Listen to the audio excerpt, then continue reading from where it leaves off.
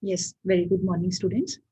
So, as you know that these days we have started our first chapter of Indian economic development, that is Indian economy on the eve of independence. In our yesterday's lecture, we have covered the first part. I have already told you that we have to study various aspects of Indian economy during the time of British rule. And what were those aspects? One was state. We have to study state of Indian agriculture. Then we have to study the state of Indian industries. Then we have to take care of this foreign trade of India during that time, British time.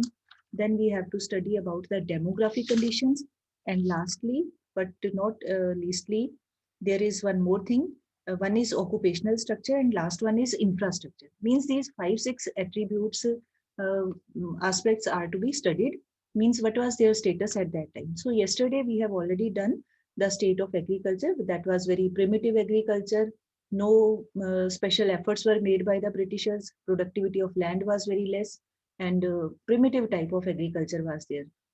Now coming to today's part, now we are going to discuss the situation of industrial sector. Yeah, industries.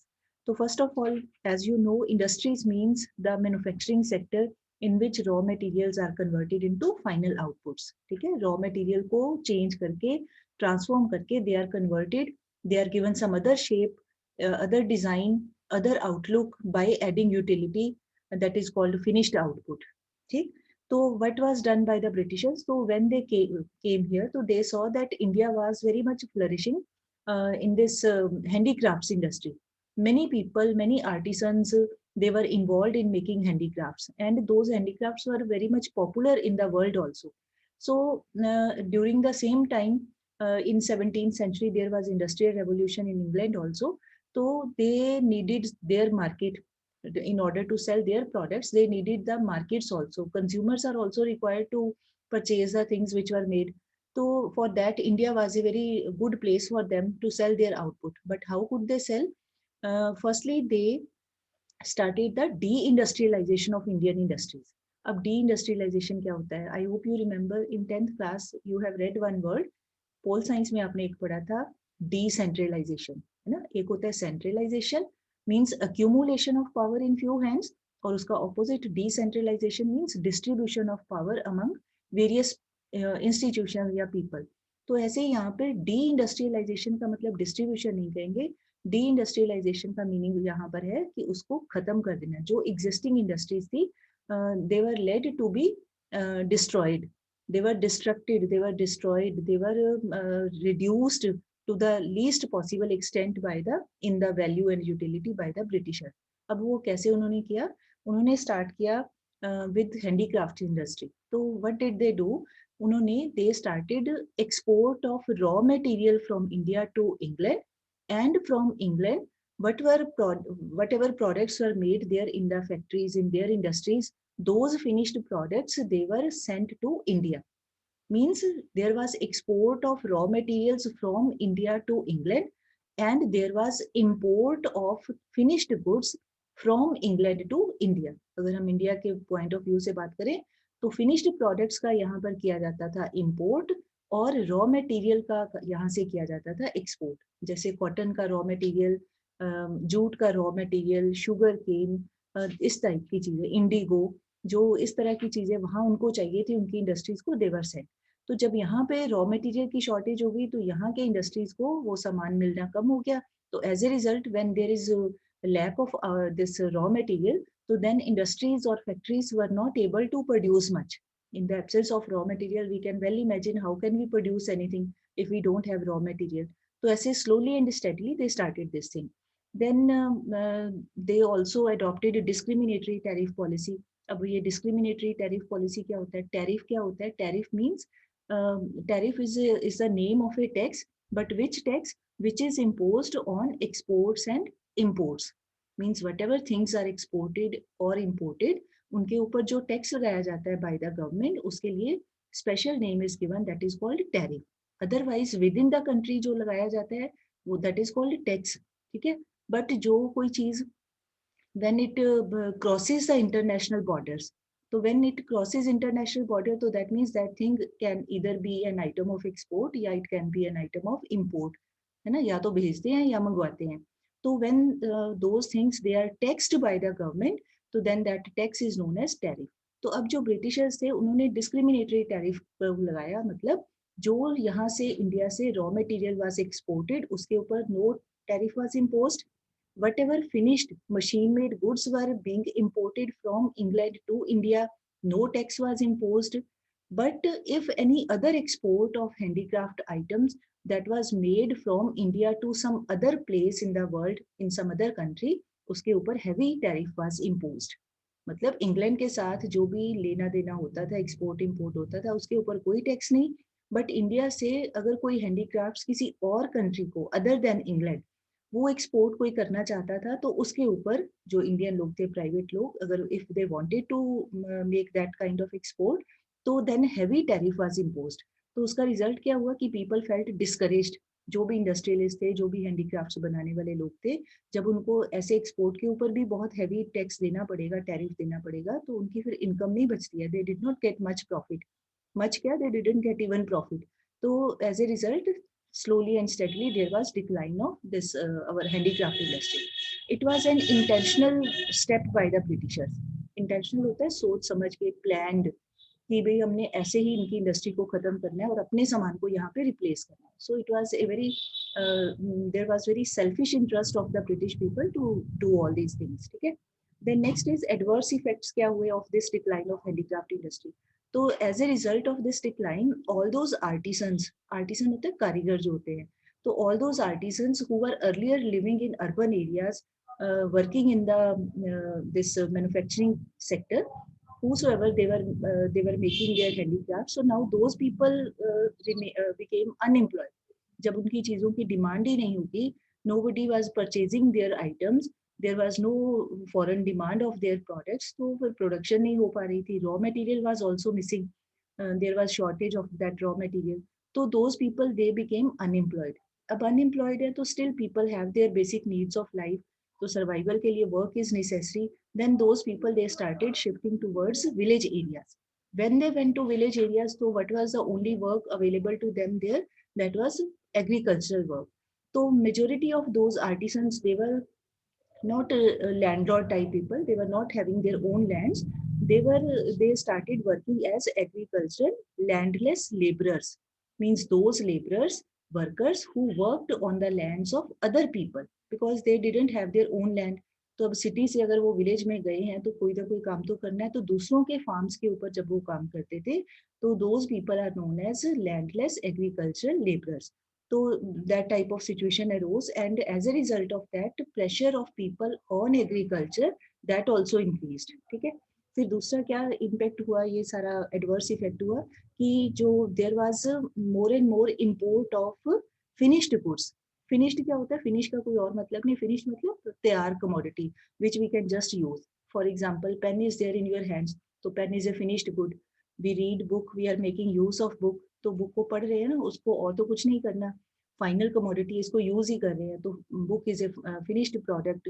Mobile है, laptop है, ये सारा क्या है? These are finished goods, we are just making use of them.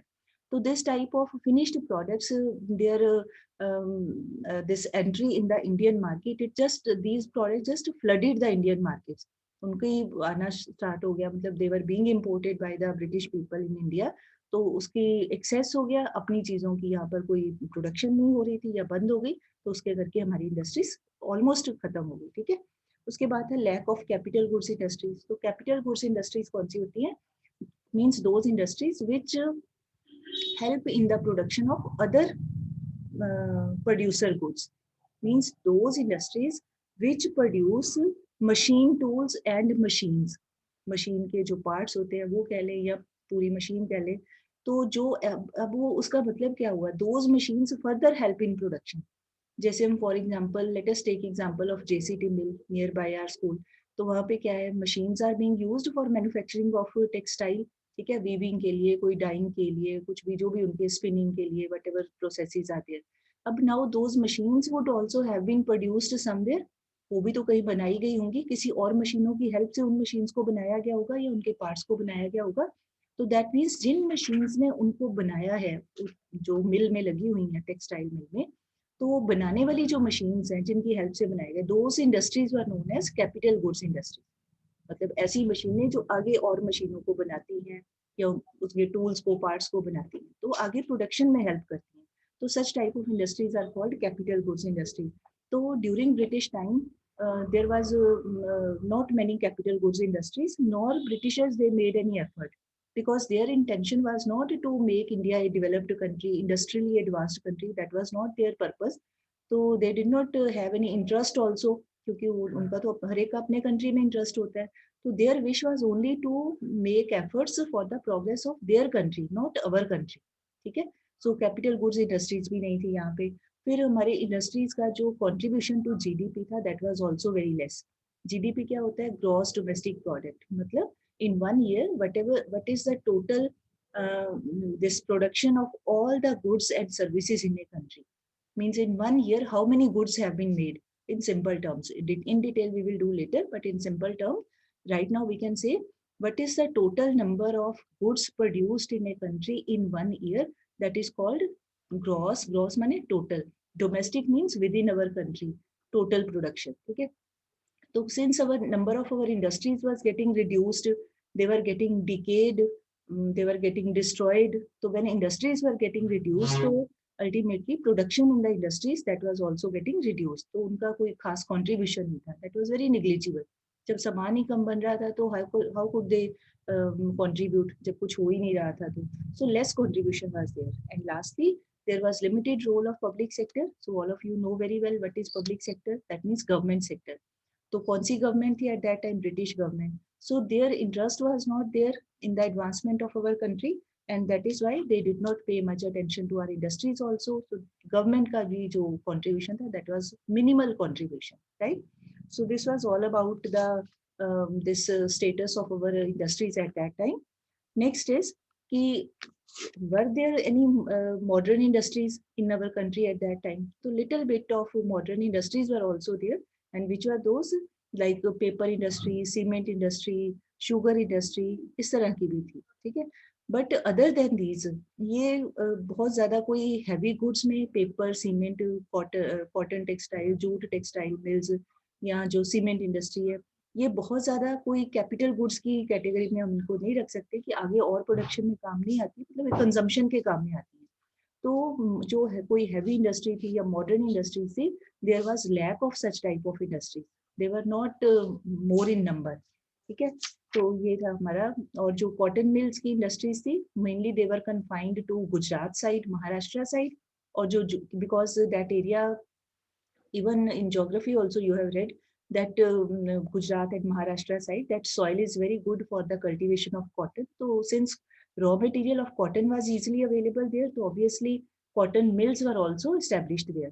And towards Bengal side, so at that time we are talking about the time before partition. So at that time Bangladesh was also part of our country.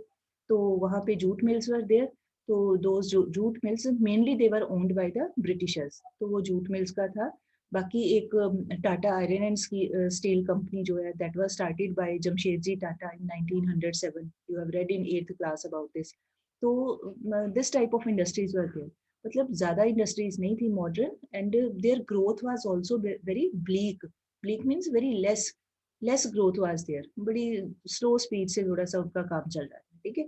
उसके बाद है next is foreign trade. तो I have already points of foreign trade, they have been already discussed in the previous two segments.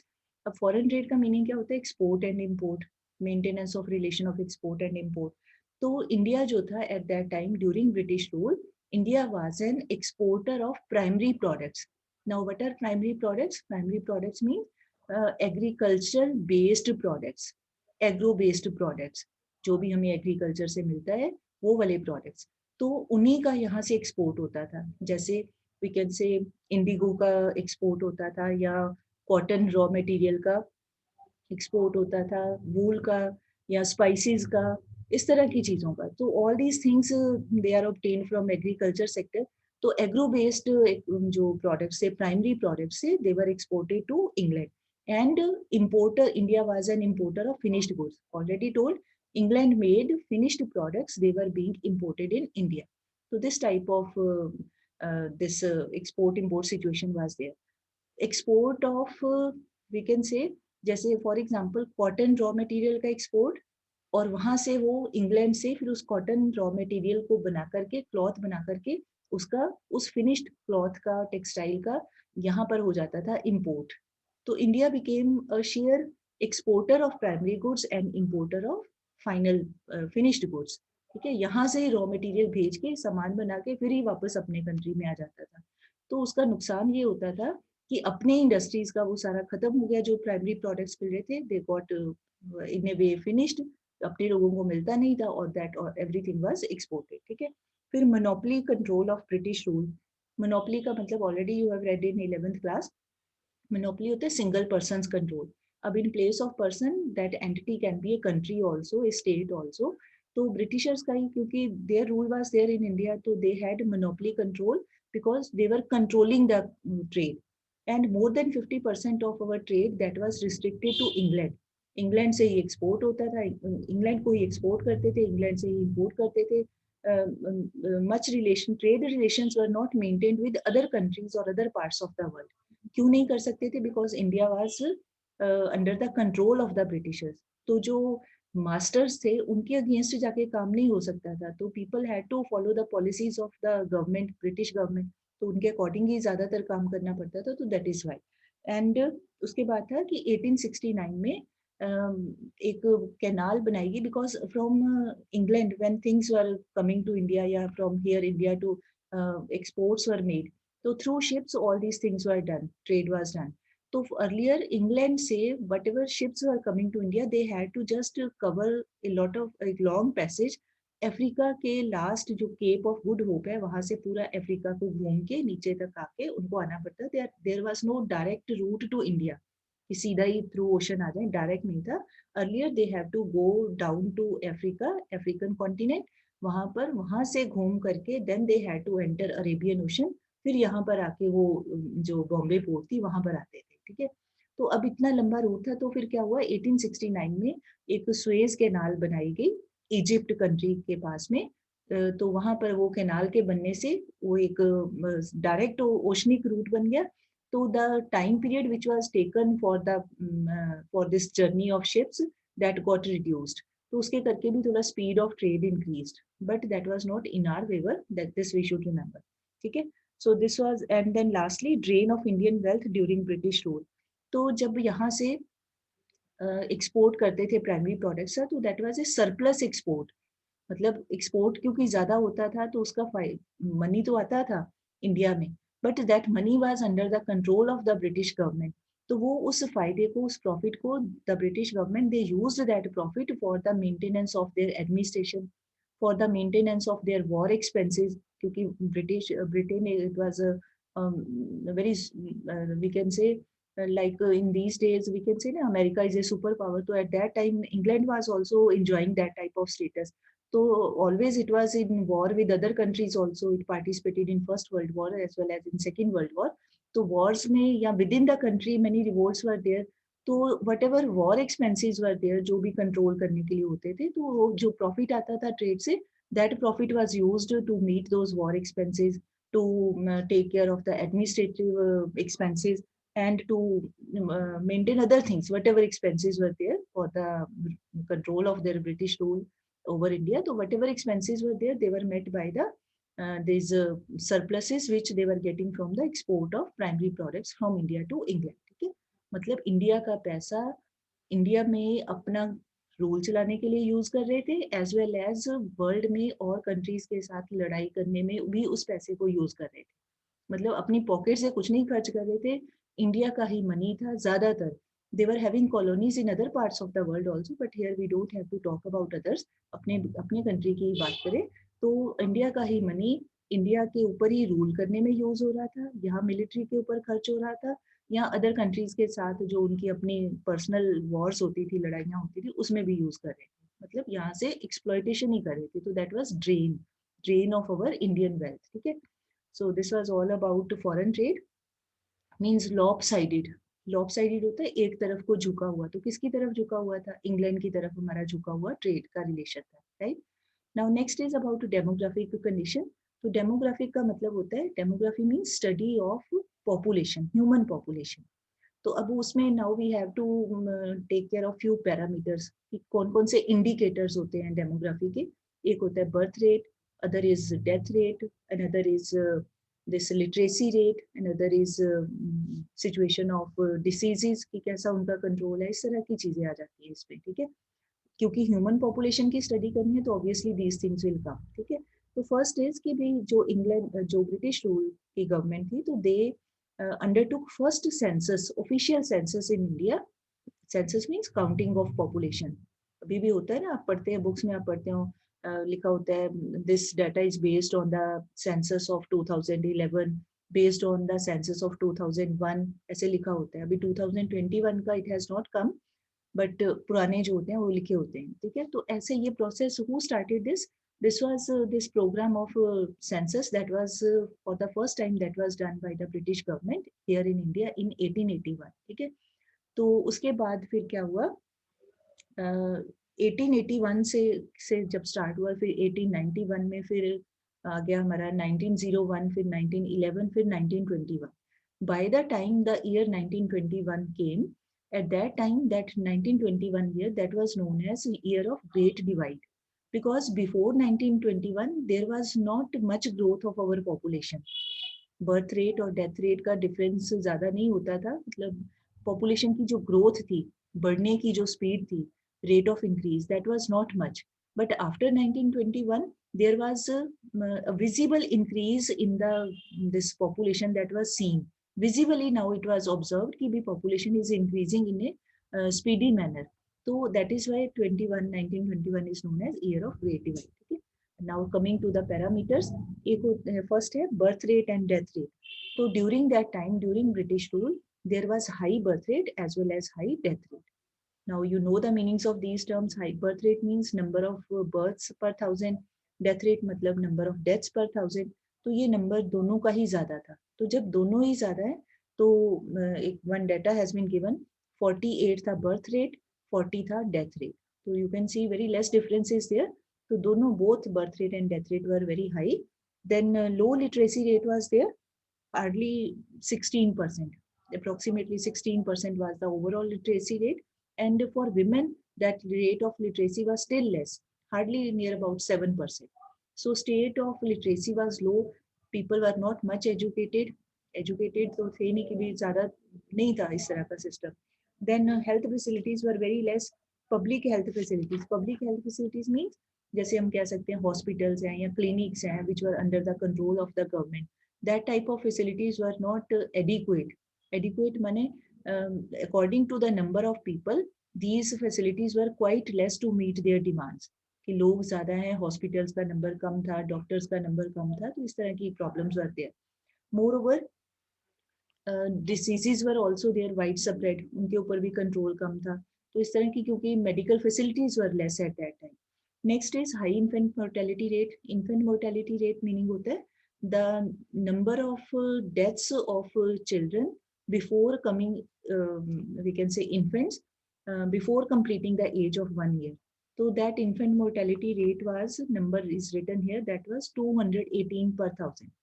मतलब up to 1000 people, if there was total number of people नहीं, total number of infants was 1000, तो उसमें से 248 infants की death हो जाती थी. So now this rate is very alarming rate.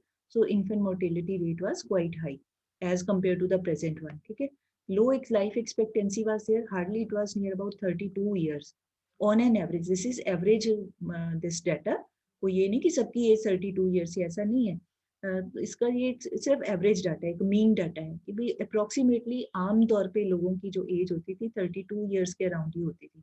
ज्यादा नहीं जी पाते थे because medical facilities were less, diseases were more, इलाज होता नहीं था, मेडिकेशन होती नहीं थी, तो जल्दी डेथ्स हो जाती थी in the absence of medical facilities. And lastly widespread this poverty was there, है ना. तो क्योंकि कोई लोगों के पास काम नहीं था ज्यादा, क्योंकि industries were being destroyed by the Britishers, agriculture was not being improved, उसके लिए कोई special efforts नहीं किए जा रहे थे, तो लोगों के पास कोई ज़्यादा अपनी इनकम को बढ़ाने के सोर्सेज नहीं थे. तो जब इनकम को बढ़ाने के सोर्सेज नहीं होते तो that means poverty was increasing day by day. तो ये प्रॉब्लम तभी से चली आ रही है. And because India's wealth was being sent to England, directly indirectly exploitation was being made. तो हमारा कंट्री तो डे बाय डे पुअर ही होता जा रहा था, तो उसके करके हमारी पॉवर्टी वाज इंक्रीजिंग। ठीक है, so today we conclude our lecture here. Rest part we will do tomorrow. Thank you all.